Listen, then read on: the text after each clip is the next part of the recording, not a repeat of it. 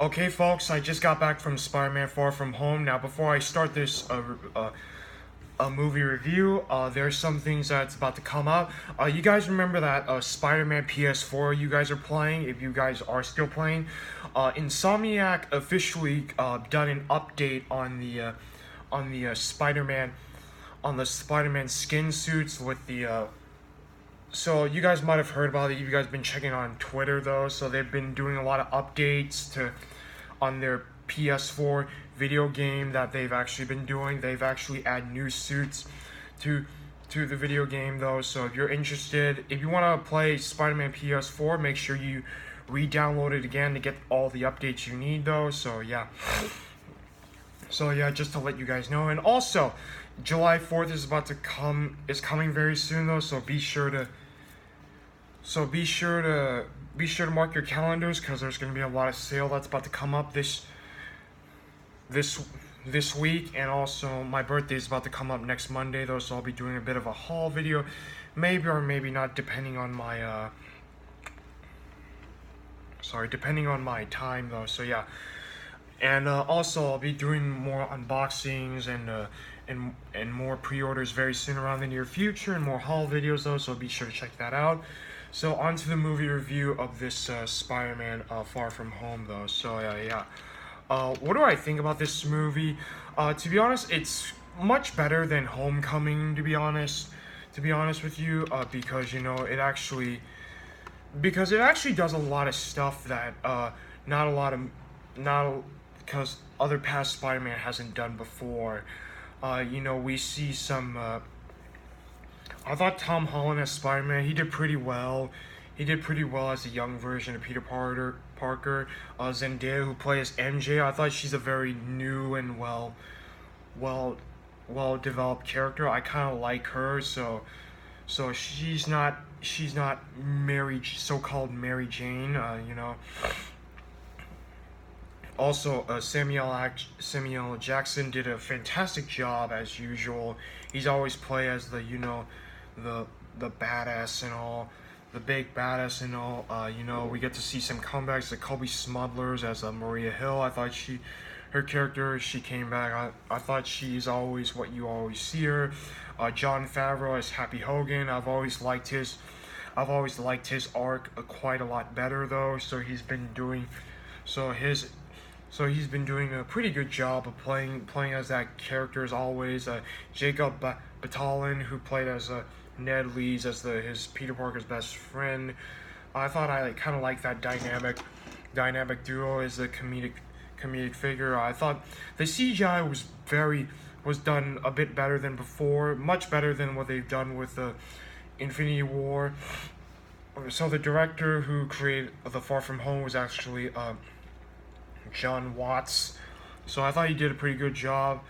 Not a perfect job, but I still prefer Sam Raimi's directing because you know, I thought his direction is very well suited out. And I forgot to mention in the first intro, just so you know, there will be no spoilers in this. This is just my thoughts about the movie. So yeah, there'll be no spoilers. This is gonna be like a few-minute video. So, and also lastly, Jake Gyllenhaal as Mysterio Quentin Beck. I thought he played Mysterio. He did well justice. I liked his arc quite a bit.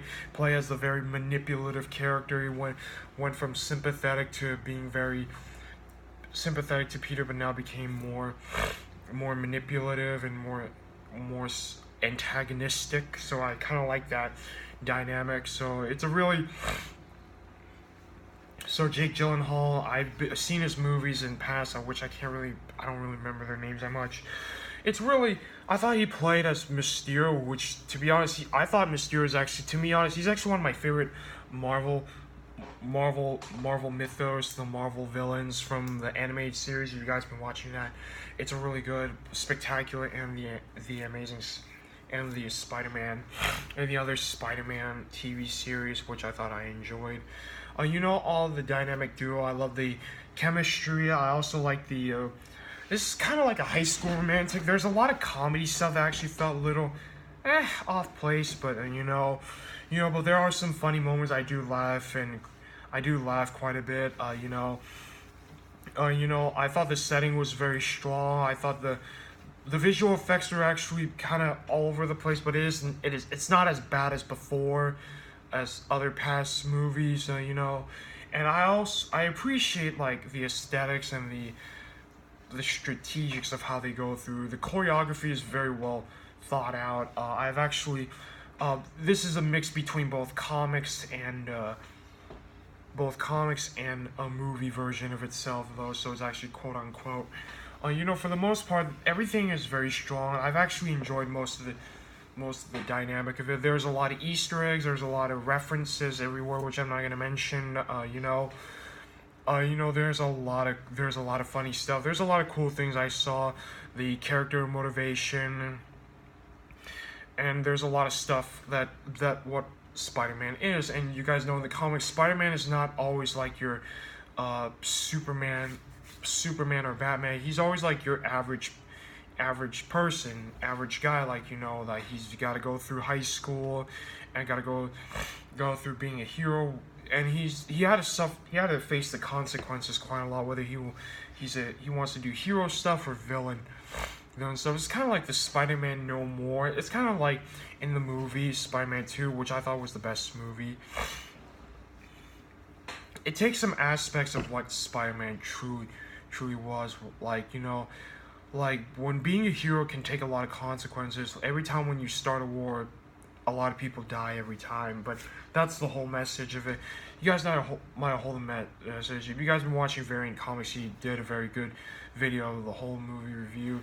So yeah, on overall, the movie's very entertaining. There's a lot of stuff that I laughed. There's a lot of stuff that I thought was actually a bit off though. So yeah, the color, the visual effects are great. The acting was very well put out, and for the most part, I've actually enjoyed what I've actually see, and maybe I might watch it again. Or I might play the PS4. In my own opinion, I think the Spider-Man PS4 game is a lot better than Homecoming, because to me that game is the definitive version of the MCU. Because every time when I play that game, I get that Avengers vibe, and the music of it feels like an Avengers vibe. So you've been playing Spider-Man PS4, which I highly recommend.